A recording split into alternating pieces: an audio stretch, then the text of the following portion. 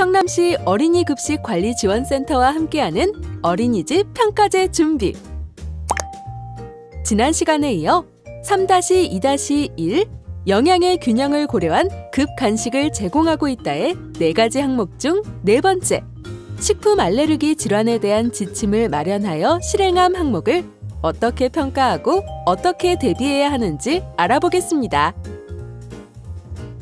평가제의 식품 알레르기 항목은 기록된 자료를 확인하고 보육교직원과의 면담을 통해 평가합니다. 우선 어떤 자료를 기록해 준비해야 하는지 자세히 알아볼까요?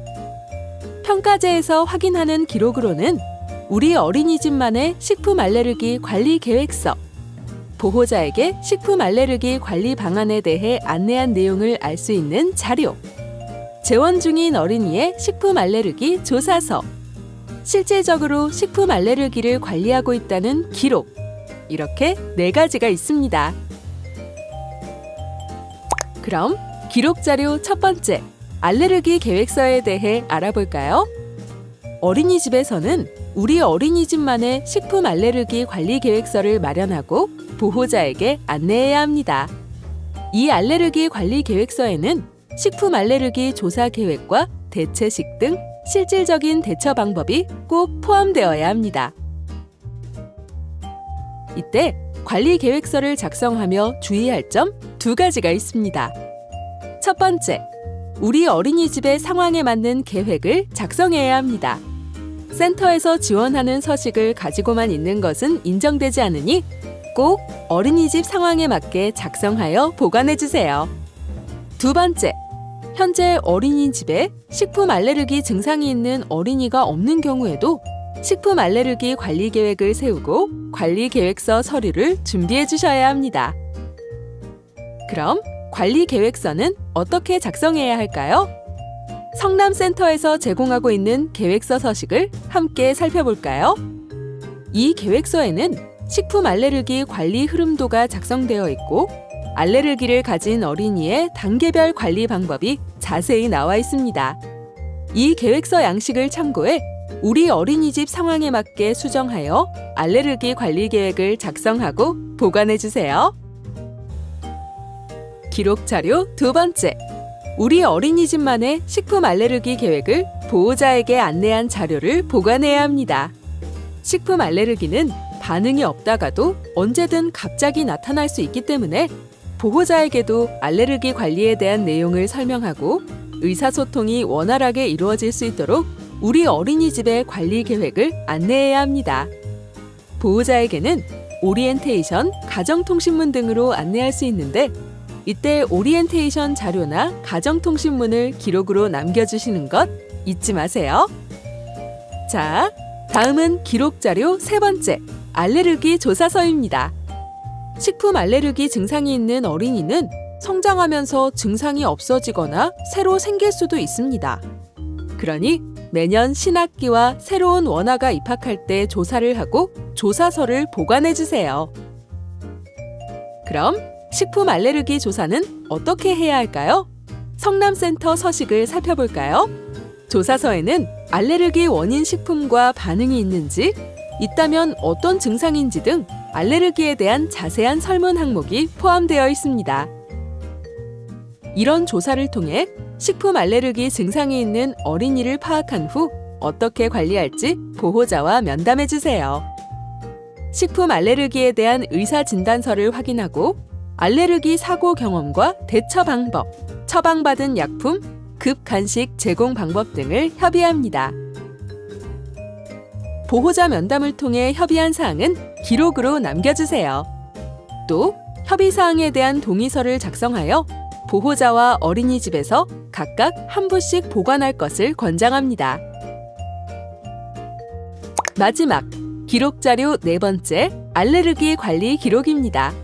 알레르기 관리 기록은 식품 알레르기 증상이 있는 어린이를 어떻게 관리하고 있는지 알 수 있는 기록카드, 식단 제공 기록 등이 있습니다.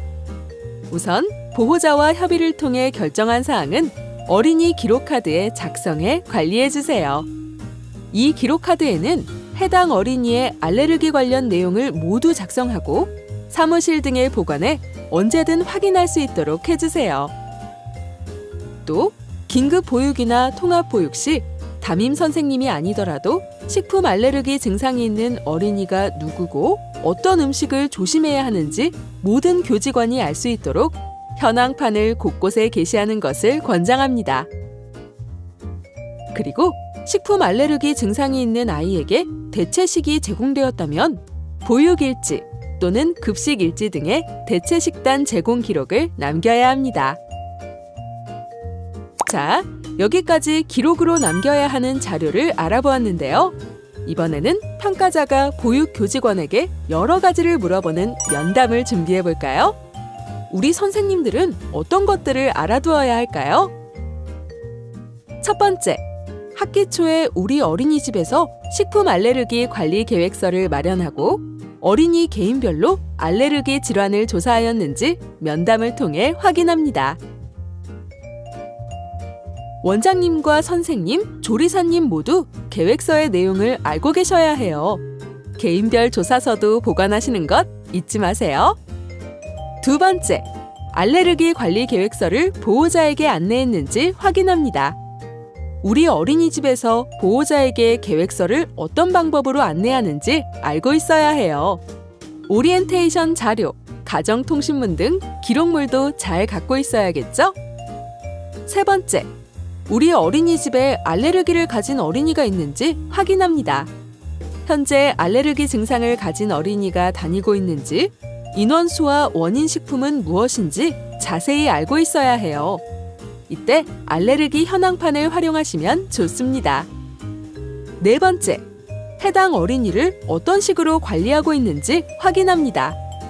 대체식, 제거식, 가정식 등 알레르기를 가진 어린이를 위해 어떤 방법으로 급식을 제공하고 있는지, 대체식이라면 어떤 식품으로 대체하고 있는지 등 자세한 지원 방법을 알고 있어야 합니다.